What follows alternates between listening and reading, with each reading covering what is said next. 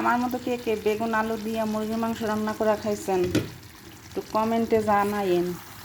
এইগুলো বেগুন বুঝছেন, বেগুন আলু মুরগির মাংস দিয়া গাঠি গাঠি। যারা খান নাই আমার মতো রান্না করে খাই দিন, হেভি টেস্ট। আমি আরেকদিন খাইছিলাম, কারণ প্রবাস জীবনে অনেকে হয়তো বা বলতে পারেন যে বেগুন দিয়ে কীভাবে মুরগি মাংস খান।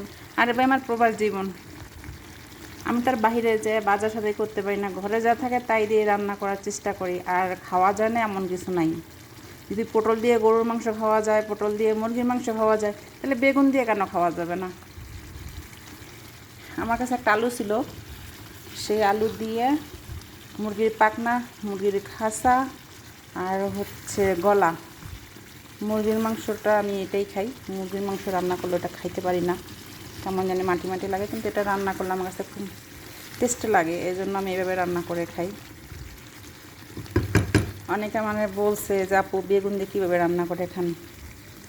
এই যে বেগুন দিয়ে আগে মুরগির মাংসটা কষাই নেবেন, কষানোর পরে যখন মানে মাংসটা সেদ্ধ সেদ্ধ হয়ে আসবে, তখন আবার বেগুন দিয়ে একটু কষাই নেবেন।